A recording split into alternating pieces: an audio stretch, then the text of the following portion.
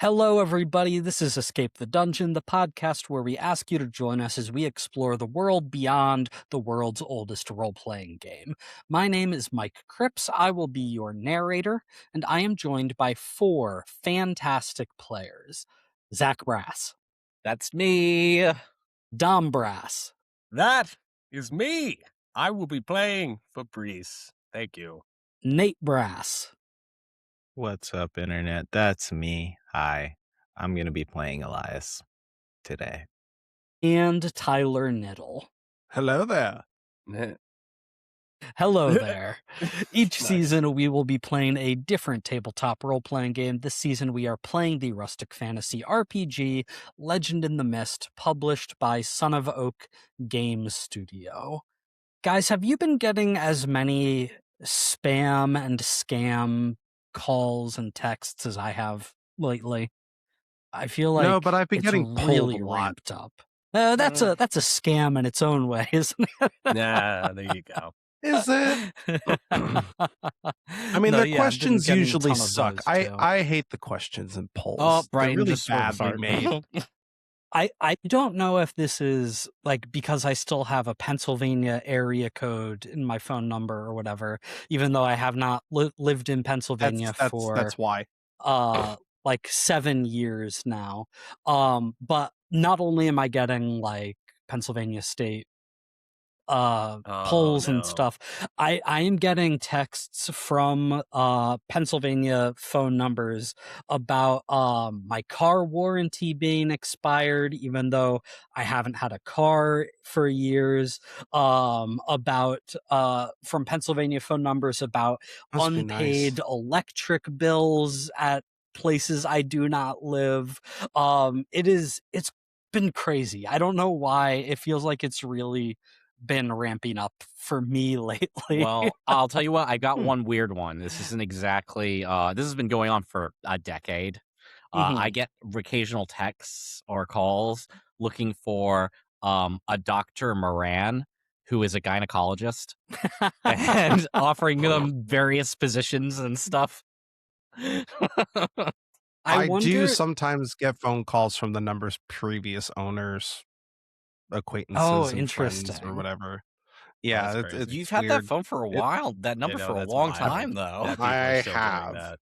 that. I wish I had not deleted these because they were so weird in retrospect, but a while back I was getting texts from a number that was 1 digit off of my phone number, and they were just like the most bizarre non sequitur, like I can't remember exactly what they were, but it might have been Voodoo something like curses. Rice Krispies, call Dr. Jeff, phone bill, like that. Oh, wait, Oh, no, yeah, that they're sounds using like he was they're ordering texting drugs. themselves. They Note-taking. were fucking- texting yeah. themselves like their to-do list or whatever. But it was for sure. It like caught me so off guard the first time it happened, and then I would get a text after that be like, sorry, wrong number, and then it would happen again like a couple days later from the same number, and I That wasn't dude high as sure fuck. at what point I should respond to that and be like, hey, figure your shit out. Like, I stop think you doing should have this. just sent funny messages back, like asking him about his to-do list. Like, hey, don't forget about those Rice Krispies, bro. Right, yeah. Yeah, And that then- would have been pretty good. Has this ever No, happened you to should you have. guys? You should where have get, added like, things. Clean your room. Yeah, for real. Has this ever happened to you guys where you get like a mass text, like a group text sent out to a bunch of people you don't know, and one time somebody responded to that and it sent off like a chain reaction of like, don't respond to this, don't, like, who is this? And I'm like, how do you people not know to just delete and report as spam and move on? I've had stuff like that happen. Somebody once I just haven't, texted that's fuck crazy. off in the group. It was like a crypto one. I work in finance, like specifically corporate finance, and so I get Sorry. fuck off, man. It's a job. Yeah, fair play. uh, and so I get a lot of scam emails from people pretending to be executives within the company, and they'll send this being like, hey, I forgot to pay this, we need to pay this as soon as possible to this vendor like we've never heard of before, and they're all super obviously scams, right? Yeah. And some of them are so lazy that like they'll change their email's display name to like match the name of an executive in the company, but But not they're change the email. yeah, the actual email I've address seen we might get as that well we get be that. like scammer at give me your Apple gift cards.com. Yeah. Yeah, Does your honestly, job send out like fake scam emails to try and like keep you on your guard? Yeah, All right, they'll do ours that. does that too. Mhm. ours doesn't, but we get a lot of scam calls or things anyway, so But here's yeah, the everyone's thing learned. that like even if it's the most sophisticated scam email that will trigger my red flags, and so this is my advice to scammers out there who might be listening. If you are trying to pretend that you are a corporate executive emailing a finance guy about something that needs to be paid, corporate executives don't write out emails of like multi-paragraph full sentences. That's funny. That's funny. So they're just gonna send an email that just says approved for payment, you know? Yep. Like- They got shit to do. So my coworker actually really stupidly fell for one of these scam calls at work. It was asking her to go buy gift cards. that's always And gift like cards. she believed that the boss, the owner, whose office door is 3 doors down, was emailing her to go and get these gift cards for some secretive reason. And she's like, "Oh my god, he trusts me." And so she Oh. ran out to get the gift cards, but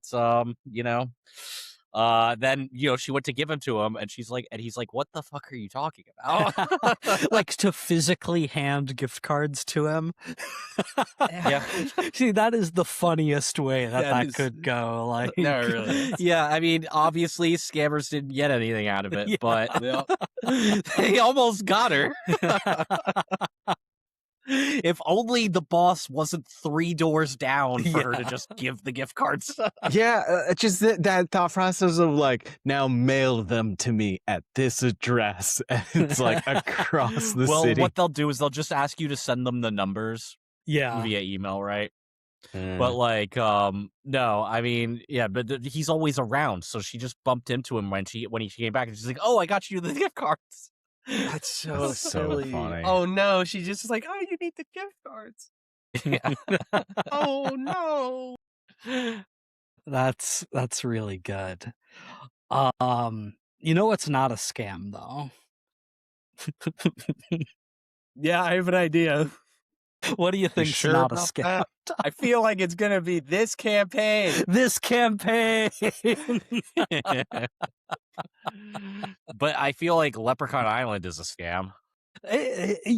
Leprechaun Island is it's like an MLM where it's like legally it is not a scam. You cannot prosecute it for being a scam. It is doing everything Just because we haven't changed the technically laws yet. by the book. The Fellowship of the Traveling Turtle Tavern finds themselves in a dark castle in search of a vault and the treasure locked inside, namely, a sequestered memory too painful for the guardian of Leprechaun Island to hold on to himself, somehow related to the destruction of Griffin Island at the hands of the giant stone kraken. After successfully bypassing the castle's many strange defenses, The Fellowship has arrived at the vault doors, but they are not alone, and the peculiar creatures here are certainly no friends. A horde of terrible gremlins, a lagoon of viscous sludge, and a tentacled stalactite holding the leprechaun in its wretched grasp stand between the Fellowship and their goal. Short, sweet, and to the point this week, guys, because before we really get into the session proper, I do want to take some time to address something that I have been doing a little bit wrong, a rules correction here. And that is related to specifically the creation of statuses in these sorts of challenge scenes. Okay. Specifically, what we've been doing wrong is that when we have been creating statuses, and specifically adding to existing statuses, we have just been adding the results together. So if a creature was wounded 2 from Ken, right? And then Simo attacked and also had 2 power to spend. We have been just adding those 2 together to make the creature wounded 4. That is actually incorrect by the rules. And the real way that it should be doing is slightly more complicated. So I'm going to ask you to visualize something here, okay? Imagine for every status, there are 6 checkboxes underneath that status, okay? So under wounded, there would be a checkbox for 1, 2, 3, 4, 5, 6. If Ken has 2 power to spend on a wounded status, what that means is he is checking off the number 2 checkbox of that status. If Simo is then doing 2 power on that status as well, he would not be doing 2 more than that. What that actually means is he would be checking off that wounded 2 status. However, that's already been checked off by Ken, right? So what Simo would do instead is check off the next unchecked box up the status. So he would be checking off wounded 3.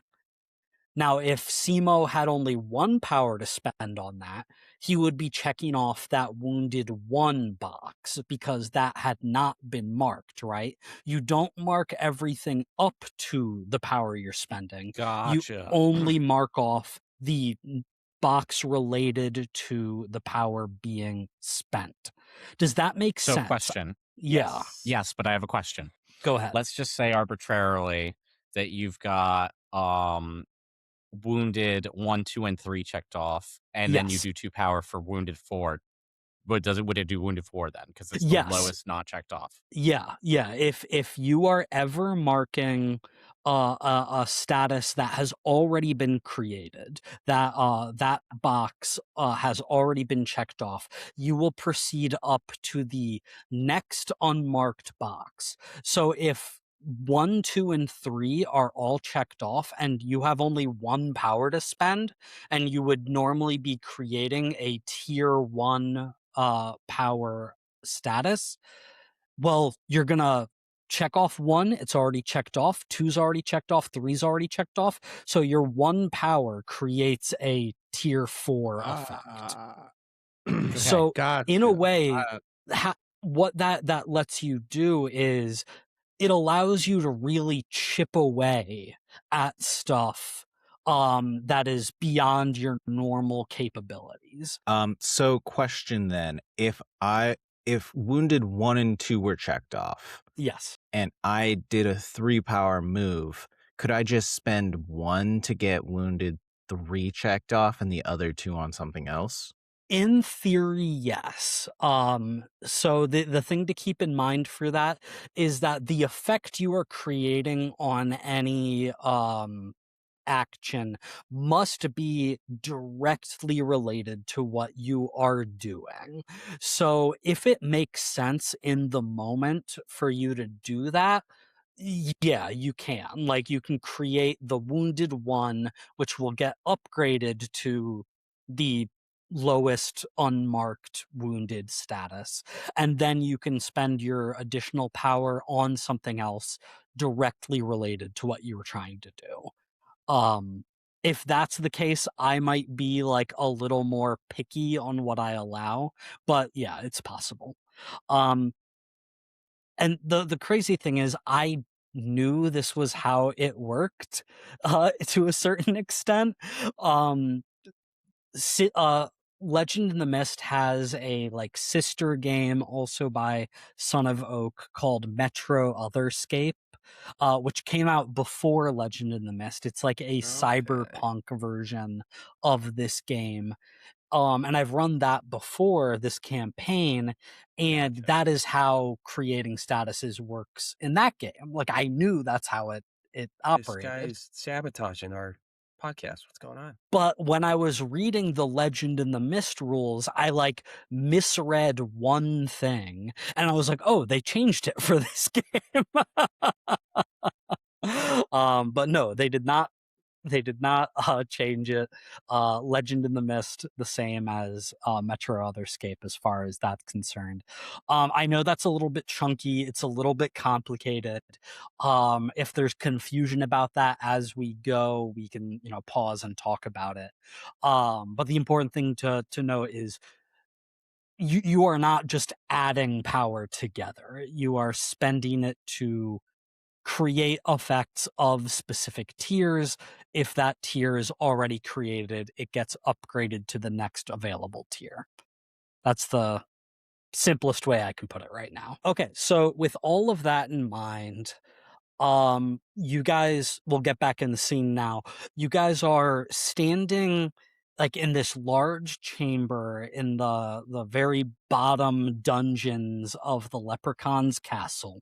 The vault doors are on the far other side of the room from you guys. In between all of that and you, there is the floors, walls, and ceiling are all covered in this really thick sludge. Standing in the sludge is a true horde of these little creatures. They're each standing maybe like a foot tall. They look like sort of gremlin-y, goblin-y, like big ears, long skinny arms ending with claws. They're sort of furry, but they're also the fur is matted in this sludge substance as well. There's this big sludge stalactite hanging from the ceiling that has a sludgy tentacle that is grasping the leprechaun and swirling and swinging him about in the air. And at the far end of the room, at the vault doors, there's a trio of these gremlin creatures with big pickaxes trying to smash their way through the vault doors, and that is what is filling the room down here with this extremely loud clanging. So, all that said, let's zoom into your characters. Who wants to take the spotlight? What are you going to try and do here? Yeah, I think Elias is going to reach into the bag of things and grab some like fishing nets and then use like wind magic to try and like clump up this goblin horde. Use like 2 or 3 fishing nets to like gather them and force them all together. Okay, so wind magic giant net on the horde of little gremlins. Okay, Nate. What tags is Elias using here? You said bag of things, wind magic. So in my bag of things, I have a specific fishing gear tag. Okay, absolutely. We're using the Wind fishing magic. gear. I would like to use my self-made wand. Now that it is ungoopy. It is ungoopy. Okay, very good. I'll allow And those Witch 3. Apprentice. Okay, we can throw a Witch Apprentice in there. You know why I have to go all out for this, Mike. So I what that puts me at what, a +4? That is gonna be a +4. Now, because of the scale of the crowd, of the horde of gremlins, that is going to give you a -3 on this roll. I'm also going to Son of a bitch. I'm gonna throw in the thick sludge tag as well. I think it's going to be hard to just move, even regardless of the size of the crowd. Pushing them and maneuvering them through this sludge is going to be quite difficult. So I'm going to invoke both of those, which is going to give you a -4 on this roll to give you a net 0. So maybe I could use my bag of things tag too? Sure. I'll allow bag of things in here as well to give you a net +1 on this roll. Before you click that roll, I'm just gonna remind you again, just because these are always options to you. You can burn a tag to get an additional 2 power, to invoke 3 power from that tag instead of 1, but that means you can't use that tag again for some time. You can also throw caution to the wind. If your final power before the roll is 2 or less, you can reduce your power by 1 roll, and if you succeed, you can spend your original power +1 to get a more potent effect. You can also hedge your risks if your final power is 2 or higher, which is not in this case, to get more likely to succeed, but a less potent success. So I'm just reminding you all right now of those options. I am going to burn fishing gear. Okay, great. You're bringing out all of your possible fishing gear, all of your nets. You're going to need to restock those supplies after all of this, but you're going to get a more powerful effect here. So that's going to give you an additional +2 to bring you up to a net +3, I believe. All right, let's go ahead. Is a 11. Let's go. Wow. Okay. Good use of Easy, the bro. burn there to push it from a mixed success into a full success. So yeah, Elias just fully takes every piece of fishing supplies out of his bag here. And what is the effect that you would like to create? Yeah, I think he's going to like pull out his wand and like um put like little like runes on like these little like probably like metal pieces at the end of each net, so they all kind of spring up and start flying around kind of like the magic carpet in Aladdin. Um and then they're going to like swirl around this horde of goblins, grab them up. And I Nice. would like to create an effect of like restrained on the goblin horde. Yeah, a restrained tier 3 status. Yeah. Very good. So we will go ahead and create that. Damn. Restrained 3, I will say that as the nets are ensnaring these gremlins, it does almost look like they're fighting against it, not quite successfully in the moment, but like as they are definitely grouped together and restrained. I don't want to like take away from your success here. It does look like they're almost like trying to push themselves physically through the nets, almost like Play-Doh being pushed through like some sort Gross. of mesh, sieve kind of Ugh. thing. Gross. So it might not hold them for long. On top of that, the stalactite that is coming from the ceiling as you're flying around and snaring the gremlins.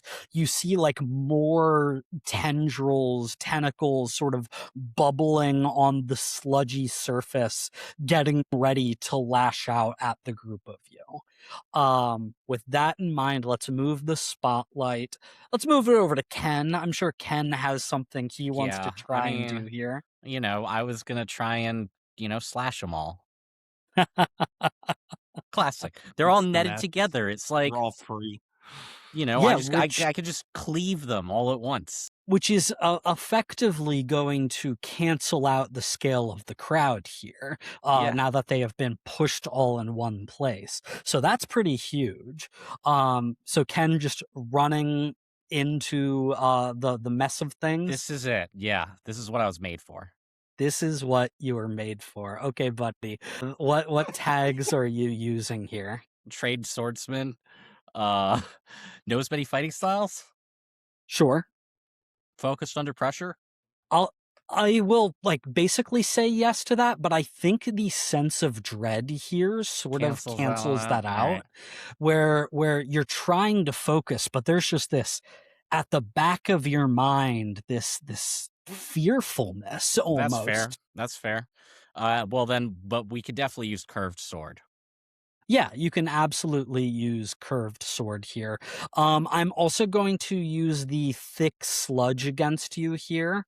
It's just hard to move through this environment. Maybe if Elias had not been selfish and created like a fly effect on you, That's all right. We don't need no fly. It's a super great restraining effect. What a selfish dick. Yeah, we don't need no flying effects because we got a 10.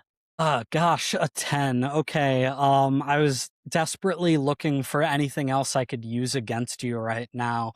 The extremely loud clanging. I don't think that's fair. If anything, it's like a metronome focuses me.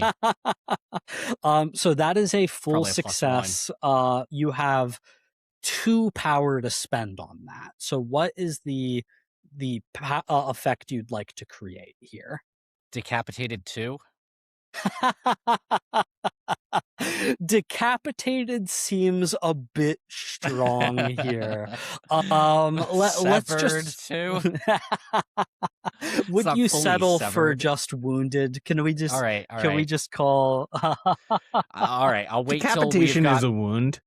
I'll wait till we're at like adventure level or whatever, the 2nd tier level, then I'll start using decapitated. I'll tell you what, one of these gremlins is absolutely fully decapitated, but you are dealing even with them being restrained together in one spot.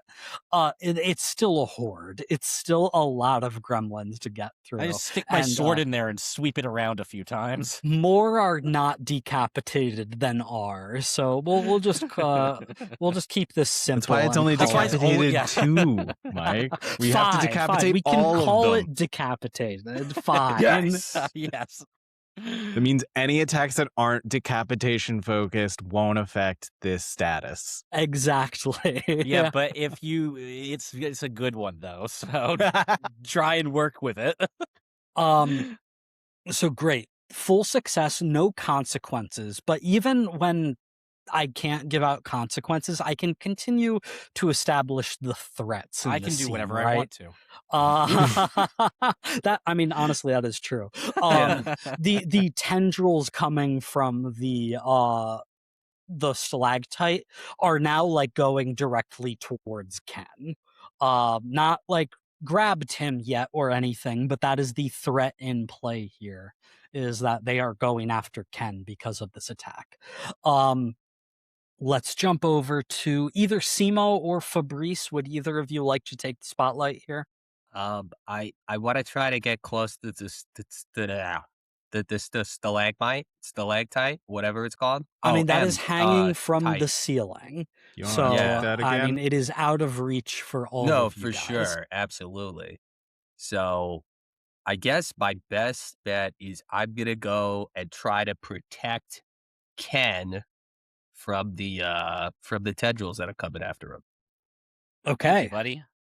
Yeah, I'm gonna go grab little Grendel and use Grendel's lockjaw and protective shield to try to distract these tendrils that are going after my friend. Very good. So, the stalactite is its own challenge here. In addition to the horde and the pickaxe gremlins, the stalactite gremlin does have a tag at this point for many tendrilled. It's just got a lot of arms in place that are going to keep you occupied.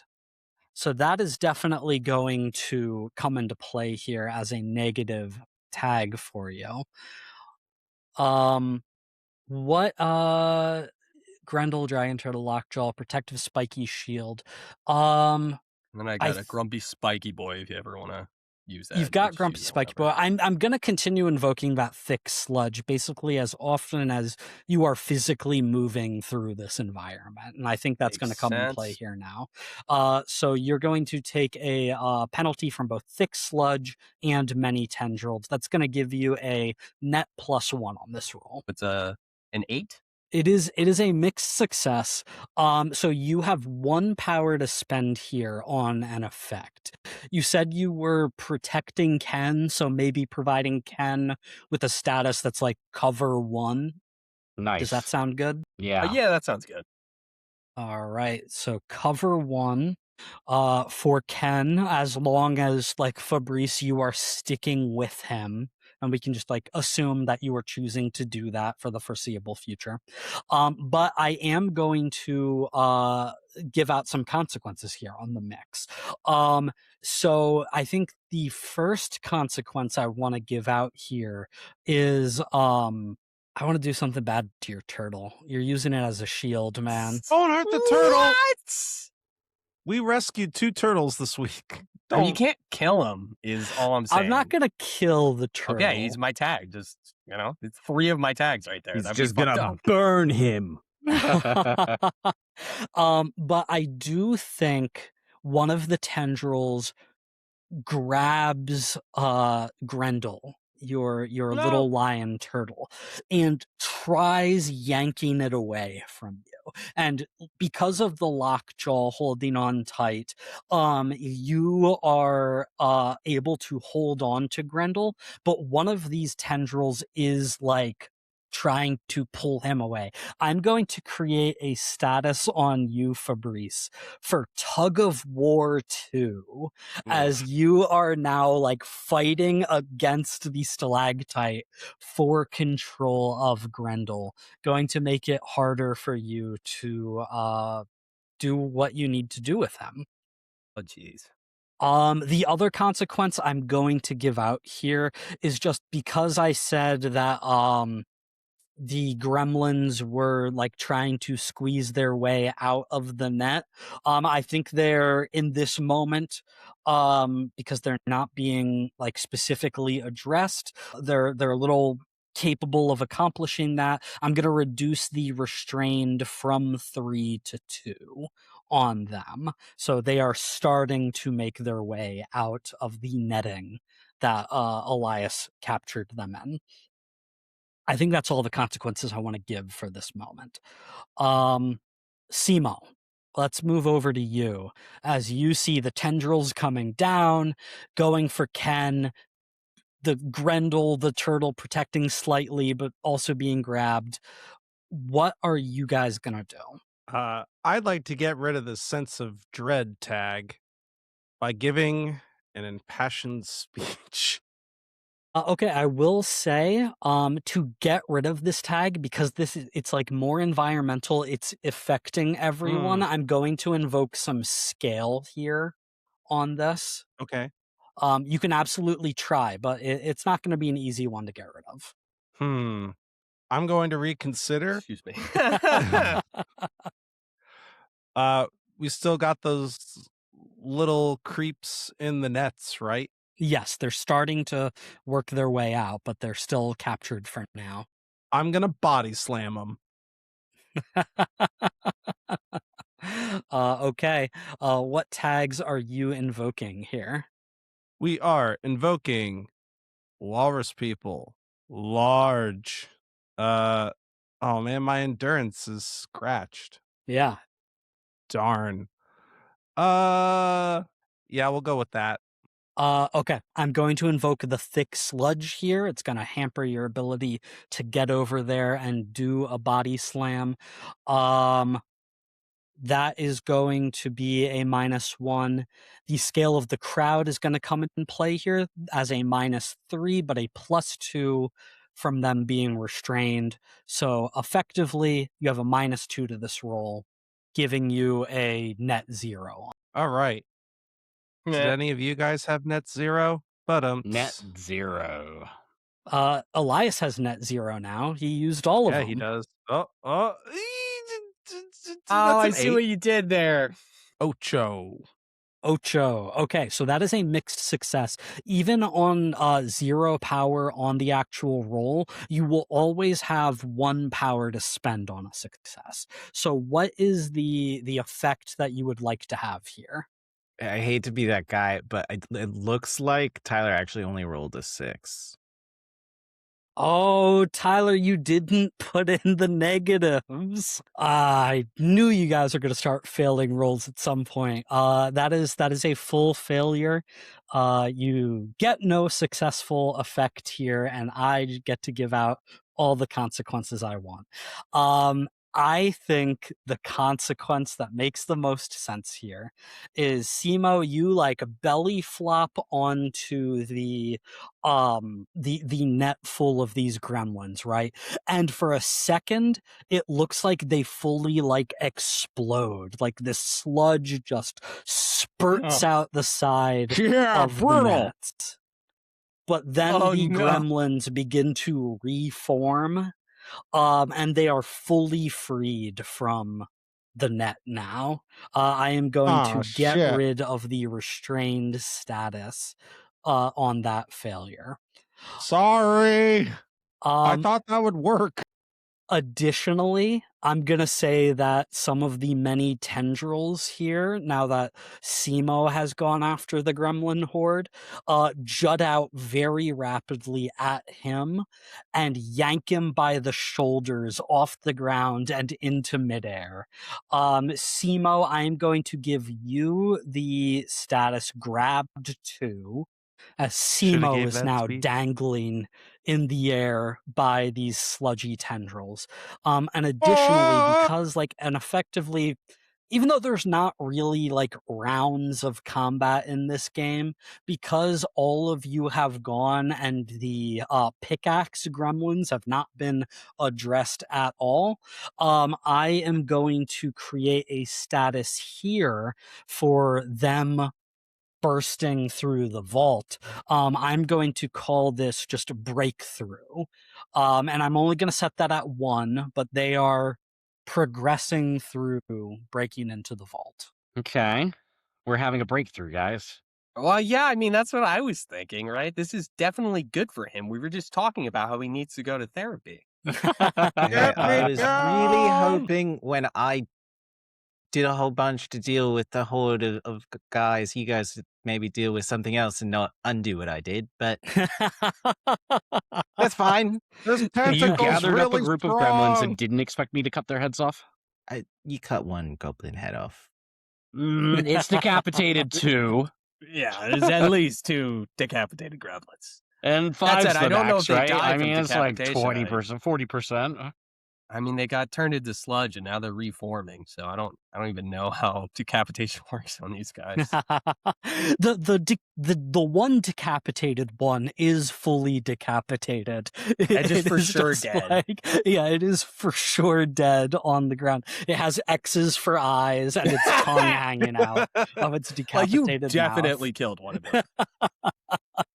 You see its arms are crossed, it's holding a flower, and there's just a gremlin ghost rising out Rising of the through the body. air. Oh, I thought there was going to be a procession of a bunch of gremlins just like in a line. They're just crying. Snort, yeah, like the handkerchiefs. Yeah. Yeah, they're just making the different. There's a Just gremlin a in little chair gremlin like a stroking a collar, harp. like a priest collar, standing at a pulpit, and it's just going.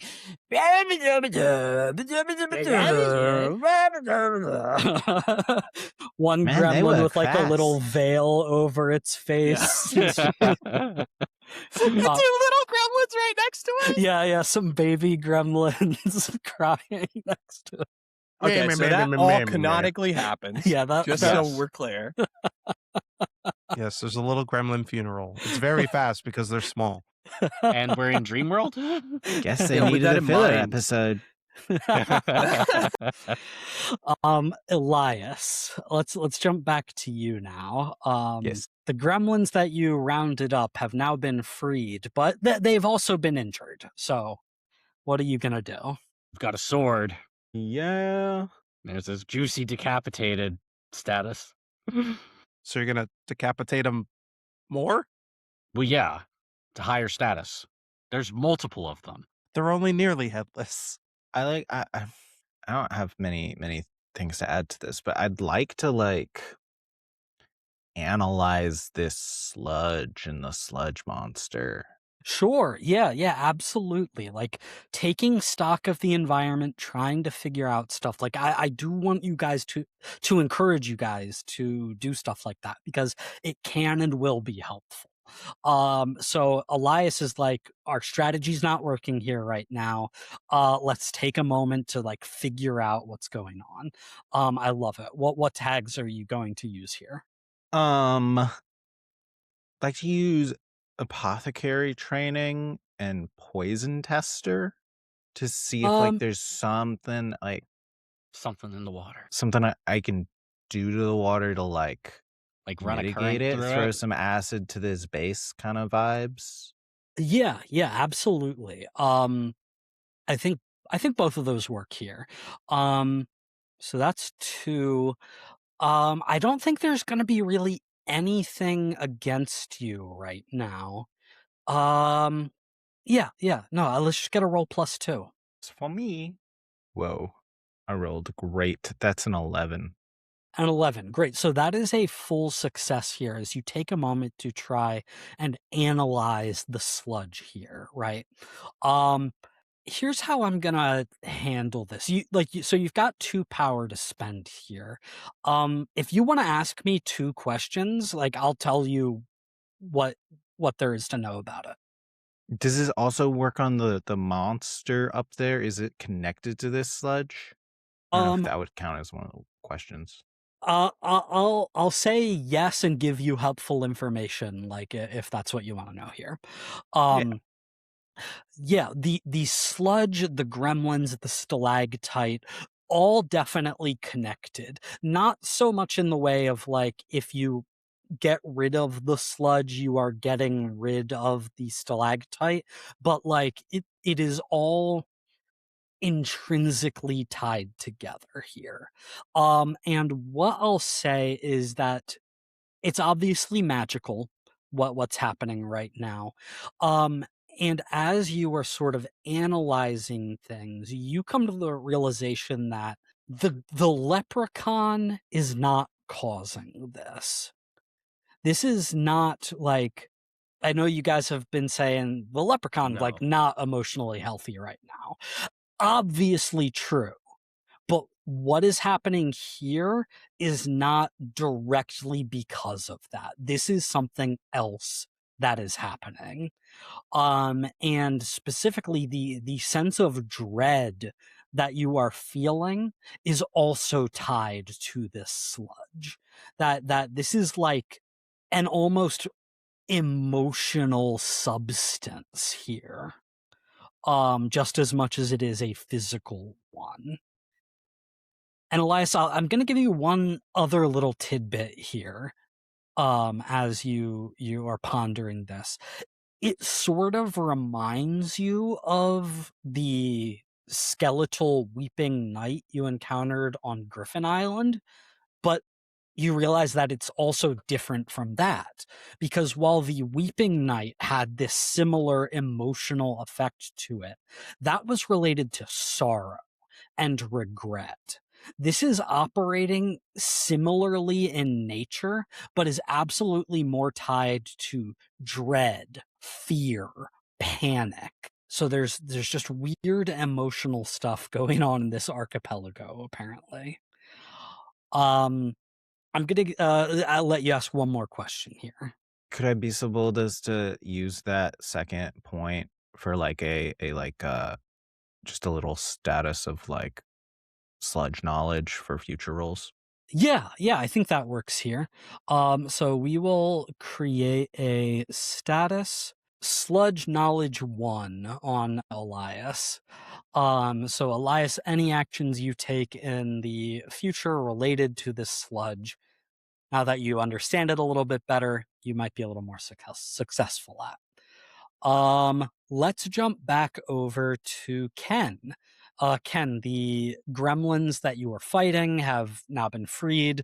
No. Fabrice is sort of like standing back to you, trying to protect you from these tendrils that are coming down that have also now picked up Simo. What are you gonna do? I kind of want to try and cut the tendrils that picked Simo up. Yeah, absolutely.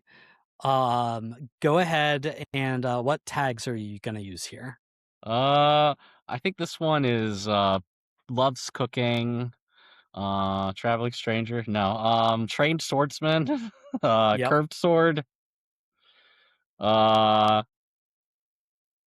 survival skills. I don't know, something about our focus under pressure to try and get him freed. Um, I'll allow focused under pressure here. I'm not going to invoke the sense of dread here on you at this moment. I think this is happening quick enough, and this is almost reflexive for Ken as Simo is being lifted up into the air. So I'm gonna allow those. I am also not going to use the thick sludge because I think you're close enough to where this is happening that you don't need to trudge through it. But I will use the many tendrilled tag of the stalactite against you here, as some of them are trying to bat you away as you're doing this. So that's going to be a net +2 on this roll. I got an 8. An 8, okay. Boom. So, that is a mixed success. You have 2 power to spend, which you could to just eliminate the grabbed status Yeah, on Simo. that's the goal. Removing statuses we have been doing basically right. It is 1-for-1 reducing of statuses for Okay. power. So, yeah, you can spend all your power to get rid of that. Simo is no longer grabbed, but there's a consequence here. Yeah.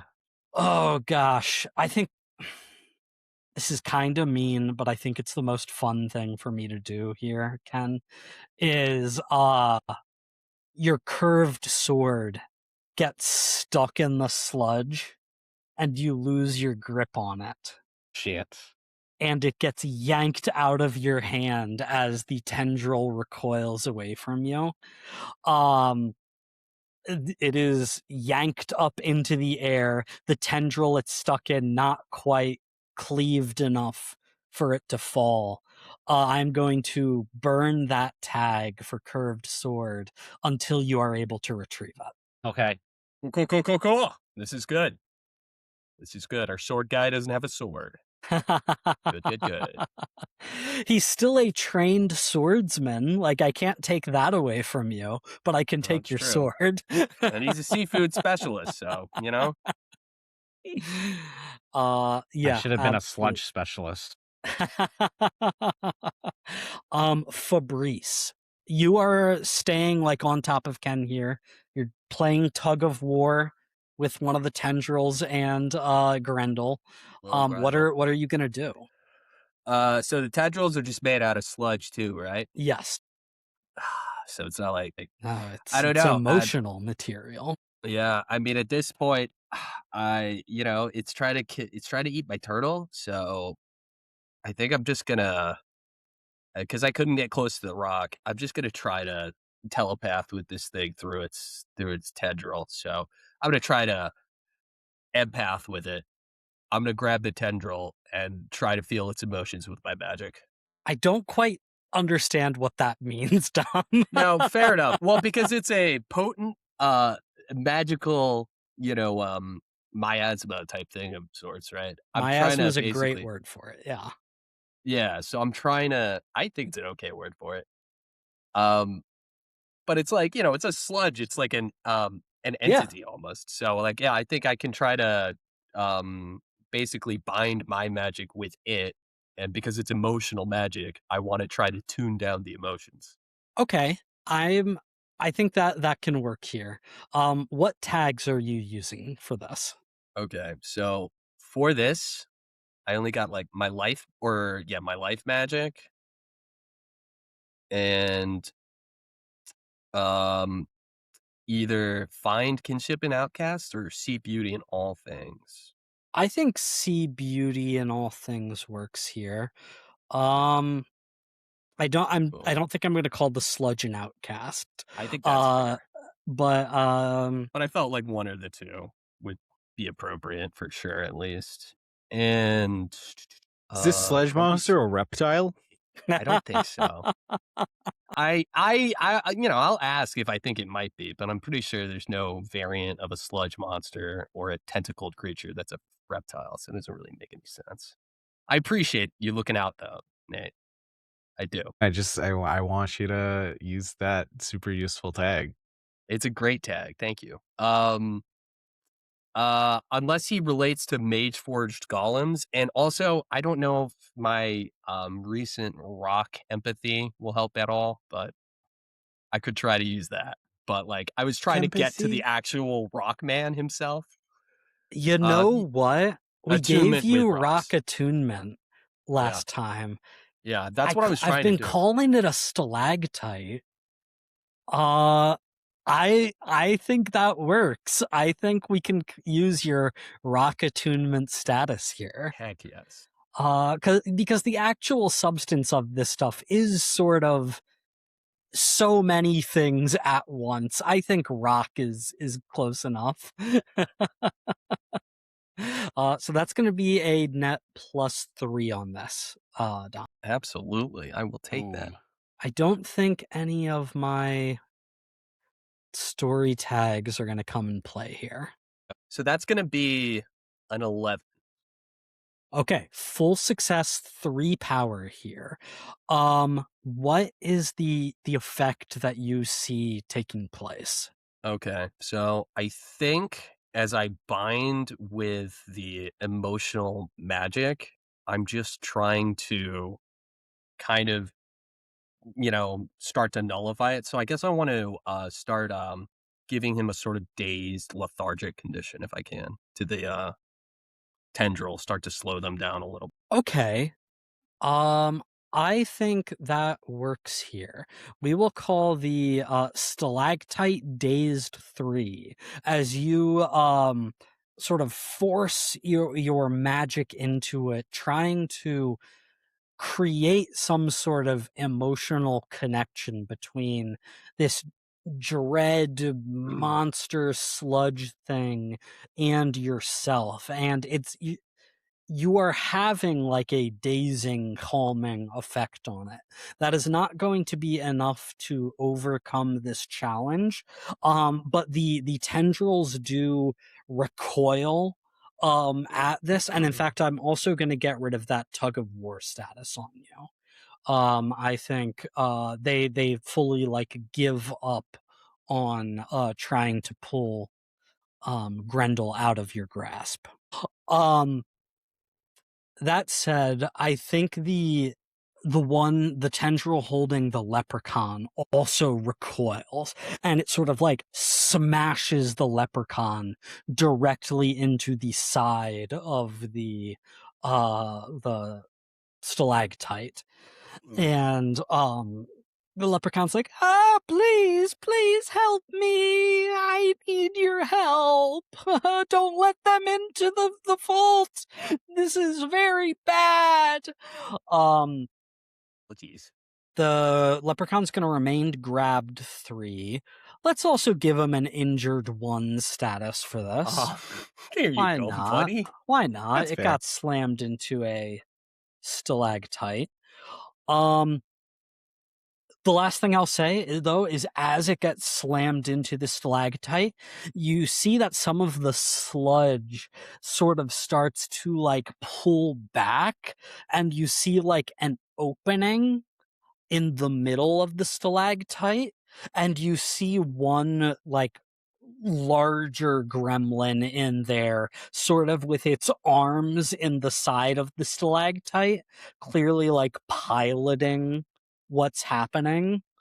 And it looks sort of dazed and confused as the tendrils recoil away, and it's like trying to snap its attention back, and the opening begins to, like, close slightly as the sludge starts to rethread around it.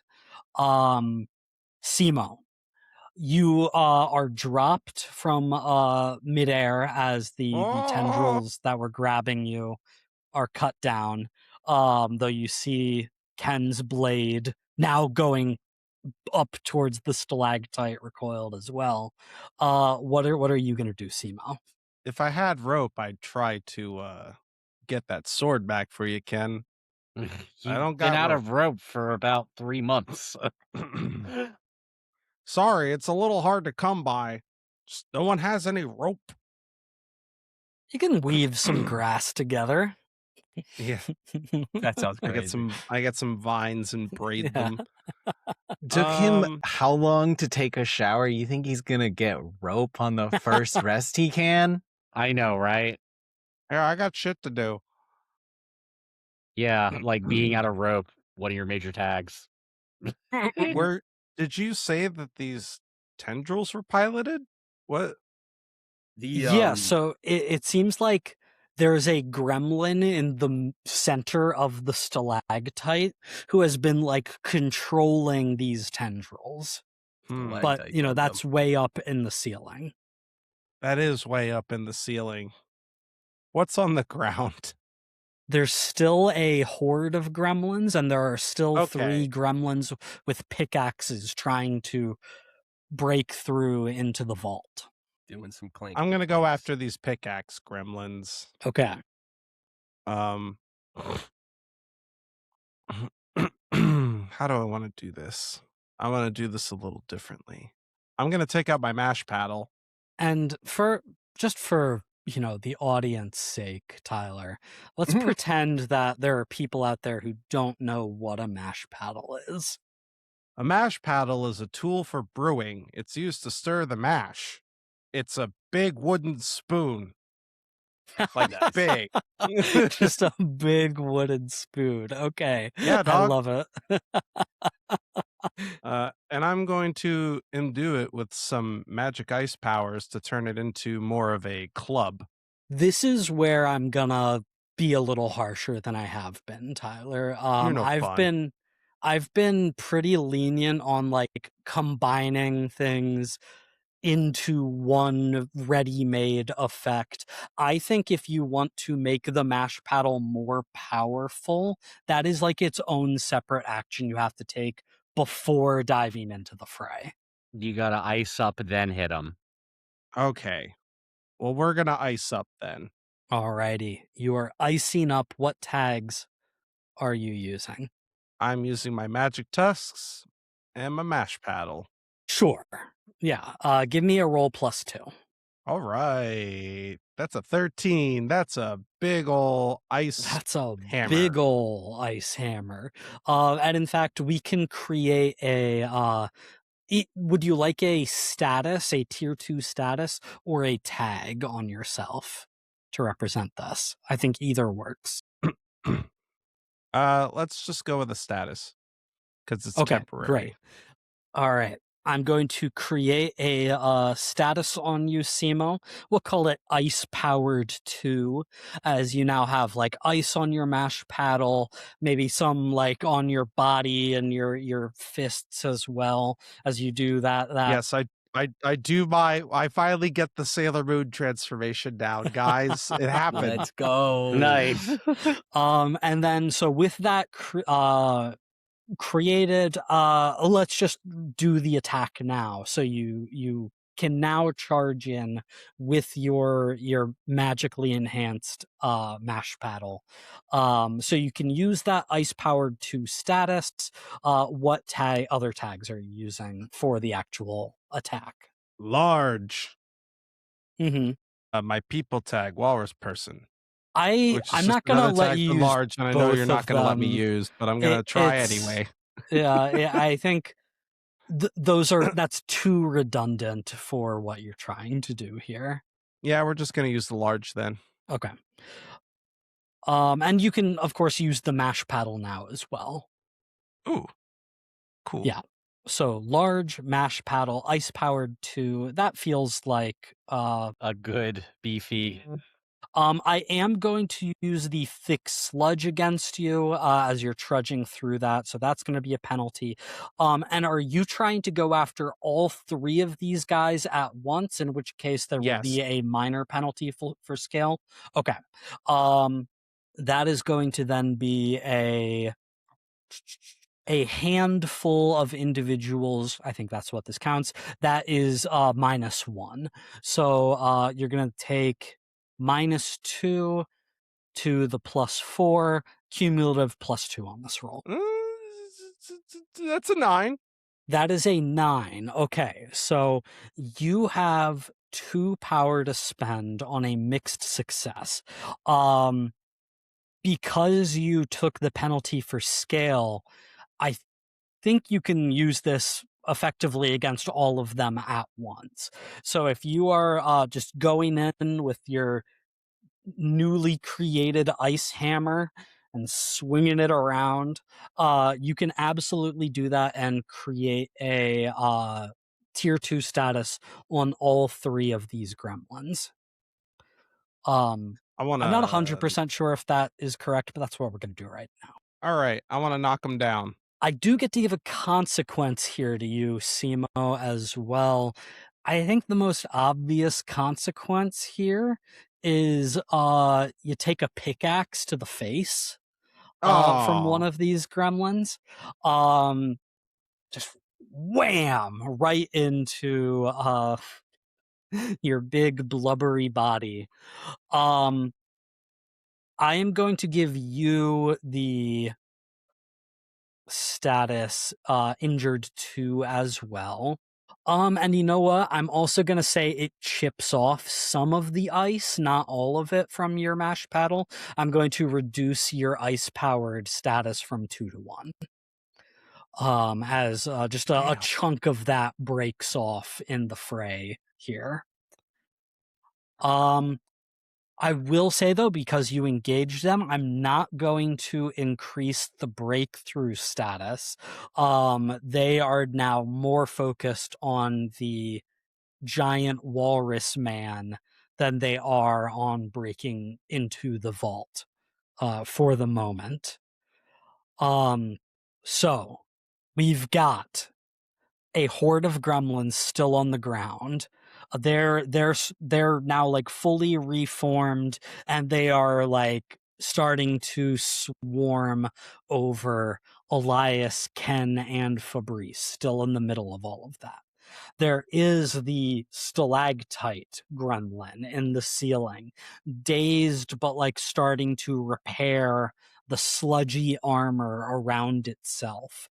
And there are the 3 pickaxe gremlins now engaged in melee with Simo. There's a lot going on. Elias, you have a better understanding of this sludge now. How would you like to use that understanding to deal with these various challenges? So these little goblin gremlin guys are like made of the sludge, kind of, right? Seems sorta like it, yeah. Yeah, like I said, it all seems to be connected on, like, this emotional state, this emotional magical state. Can I contaminate the sludge and, like, get at the whole swarm with, like, a Um, poison? you'll take a penalty for scale, but possibly, yeah. Um, I'd like to attempt to poison the sludge to attack the whole swarm. Abilities I would try to use would be Poison Tester, Mhm. Potions Kit, Apothecary Training, Alright. and this is a weird being, so would healing herbs be able to assist in that? I know it's Hmm. poisoning, so I'm gonna say no to healing herbs. You can use the +1 from your sludge understanding status, though. sweet. Okay. And then I'm assuming a -3 because it's a swarm. That's right. Yeah, you're gonna take a -3 from the scale here to the +4 that you already had. So give me a roll of +1. Yeah. Yeah, I think that's gonna be it. Ho ho ho! 2 sixes. I got a Oh 13, baby. my goodness. Huge, huge. I'm just gonna ask you on this critical success here, what is the, like, ideal effect that you would like to have in this moment? I would like to throw like a paralyzing poison in to like slow down these gremlins' movements as they like get infected. Yeah.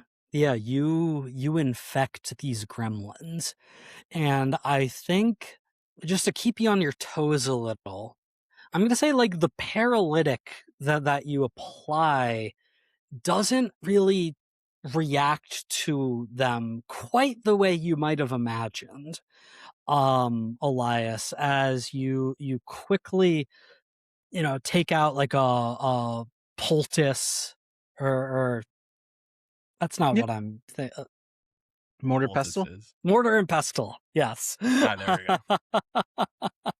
You knew what I was. I got you. You quickly take out a mortar and pestle, throw in these various herbs and ingredients, grind them up, and toss them into the sludge, right? And the sludge immediately begins to like bubble, and it like creates this like chain reaction of going through the sludge onto and around this horde of gremlins, and they begin to bubble and hiss and pop, and there's like this miasma of mist that sort of starts like coming off of them, and they're like jittering and sort of freaking out, and you're like, oh, I didn't think that was gonna happen. um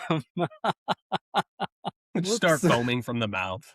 Yeah, absolutely. Some of them start foaming at the mouth.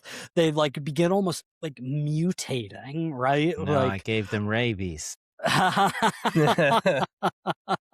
um pustules and It's gremlins and too with the crazy boils ones. start to cover their bodies. I'm going to say on a critical success, I am going to give the horde of goblins an infected 3 status. Oh. Too bad I don't know any other way of bumping that number up. Even Yeah, if well. Ken can't bump that up, I think them being infected like this is going to be beneficial in other ways for you. Um, and yeah, this horde infected by what Elias has done. Um, they're starting to freak out and look a little rabid, I think is right, Gross. Elias. Um, Ken, is there anything you would like to do in reaction to this? I mean, everyone seems to have been ignoring that ever so crucial decapitation status. So, yeah, I'm just gonna try and pump up those numbers, baby. With what sword? Oh, Yeah. fuck, I gotta go get my sword. Forgot. which is Been like, now like 5 to 10 minutes. fully at the ceiling because that tentacle that it got stuck in has been retracted back up into the stalactite. You see the sword is like impaled into the sludgy, stony side of the stalactite. Damn it! I'm gonna need a boost. What if I try? Let me try to give you hopper legs. I want to try hopper legs. I want to Okay. use, yeah, basically, I want to make minor alterations to your legs to help you Jump create high. the jump, propelling, whatever. Anyway, I want to make you Propulsion. jump really high. Propulsion, thank you. I want to make you a hopper legs. So that's what I would like to try to do. Very good. What tags do you have to help Ken with this? Life magic. Uh, did you take any damage? Just life magic and diminishing returns. I think I'm trying to see if there's anything else I could draw from. I just don't relate to you this way, Ken. You're not a reptile or an outcast.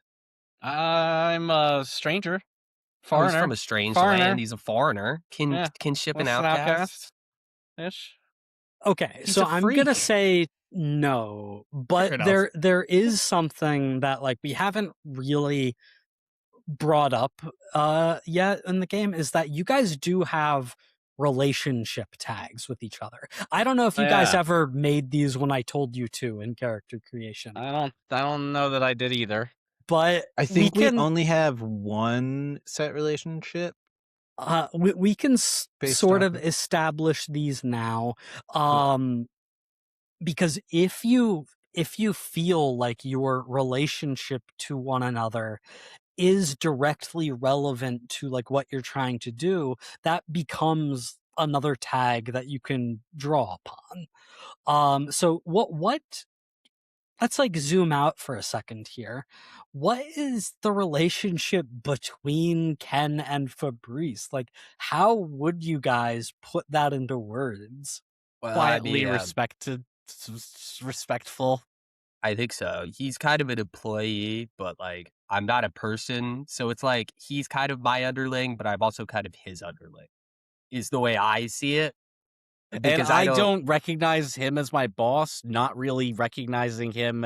He's like a rock person. Elias is the boss, right? Like not in a Yeah. bad way. It's just No, I yeah, totally. conceptually don't see it that way. Yeah. It's like, oh yeah, he's kind of like a Elias's pet rock guy. Yeah. And Fabrice kind of feels similarly. It's a little bit confusing, but so Fabrice, yeah, I don't know if there's like a deep motivational relationship that Yeah, well, I like him. He I like him. I pet think he's a rock. good employee. So It's my cook. maybe in Fabrice's, I'm like trying to help you out. No, you really are. Maybe The best because Ken is such a good employee. Fabrice is like, here's your annual bonus. I just want him to get his sword back. And yeah, here's your little bonus. This is the cool thing we get to do. This is where we relate to each other. This is your Christmas bonus. Because it's winter now. It is, yeah, it's Christmas time. Sure, I think this is such a well-defined, well-articulated relationship that I will allow you to invoke this relationship tag on this combo move buffing maneuver. These relationship tags, Nate, I see you shaking your head. This is ridiculous. You're so much meaner to me than Dom. Just because he picked stupid tags, you're like, I'm gonna give you free tags. Because you understand the game, Nate. So I can Oof. I can be meaner to you without it actually being detrimental to all of you collectively. This is what it's like playing with different You people. didn't Okay? take Speak with Reptiles. Yeah. He has a point. I mean, look at Dom's tags. Yeah, You gotta everyone throw him a knows what bone. my tag list is. Okay, it I just, is what it you're is. like, I'm gonna take a magic Could I have tag. made Speak it with more reptiles. optimal? Yeah, but it's fun. It speaks to my character. It's fine. Okay. I will say these relationship tags are much like your fellowship tags or your backpack tags. Once they are invoked, they cannot be invoked again until you've like rest and recharged them. So because this is a special combo move unique to Fabrice and Ken, essentially, you get this one-time bonus. That'll bring you up to a net +2. Dom, you don't need to use your diminishing returns weakness No here. diminishing turns. Cool. This is not a return that is being diminished. No, fair enough. I don't know. I'm just trying to use my magic tags. That said, last week I did give Fabrice a negative status you did. of possessed 2. And I think that's going to come into play now as you start like performing the maneuvers like necessary to channel your life magic. Yeah. And all of a sudden, like, your limbs are just going like herky-jerky. And you hear a sort of like a giggling in the back of your mind. That spirit passenger that entered you in the spooky, no. misty woods is like, no, that's no fun. Don't do that. No, this is explicitly fun. So I'm going to use that -2 from the possessed 2 status against you, Fabrice. Well, motherfucker. Okay, I'm gonna burn my tag. Which one? Life magic. The right? only That's one the I only- have, yeah. Yeah. Very good. So that is going to bring you back up to a net +2.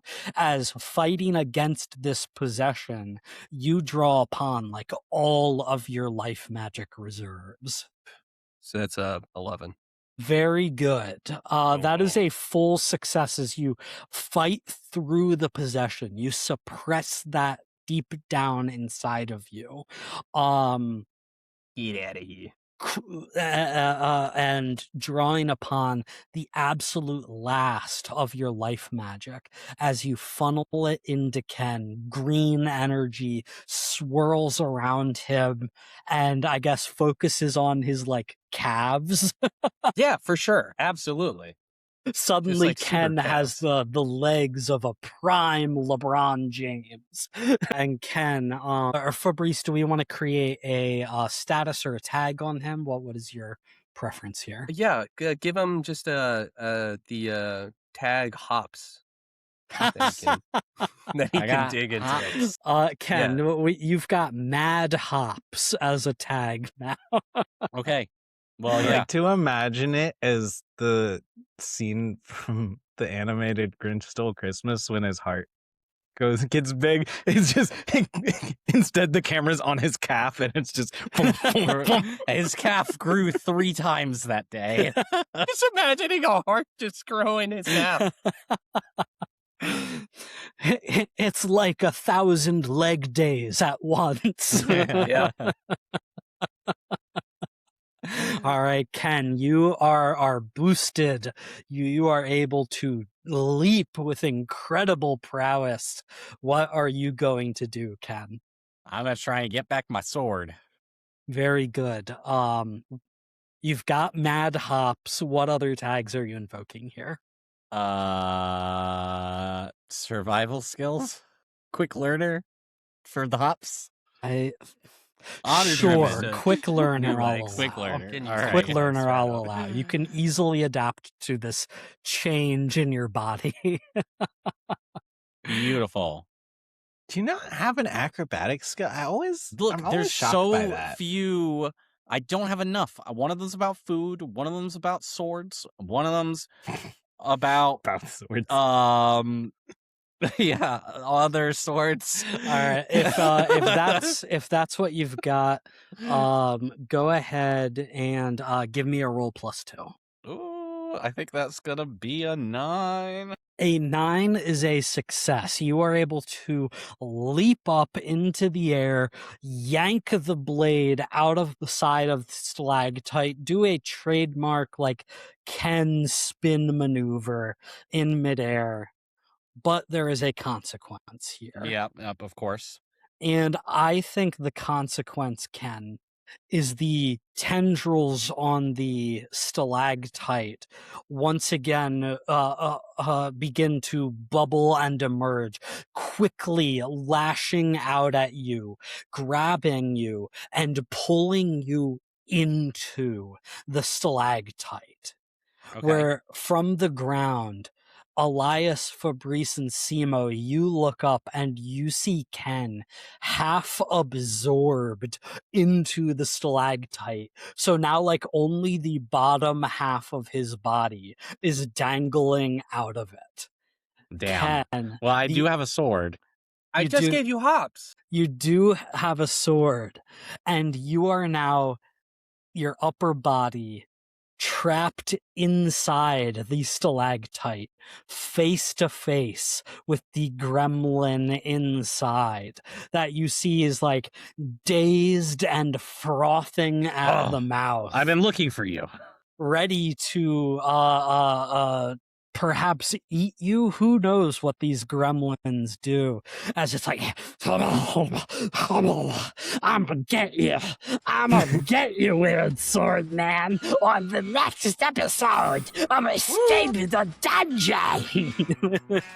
Love the idea of Ken's arch nemesis being a rabid goblin. Yeah. I'm gonna get you first. No, you're It's too small. I'm gonna ridiculous, kick your this. ass.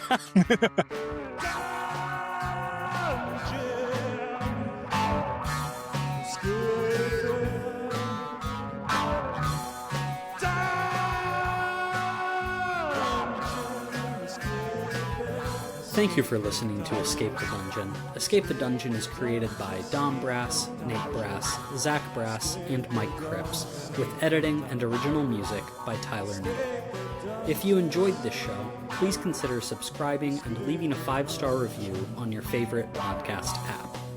To find us on social media, go to escapethedungeonpod.com.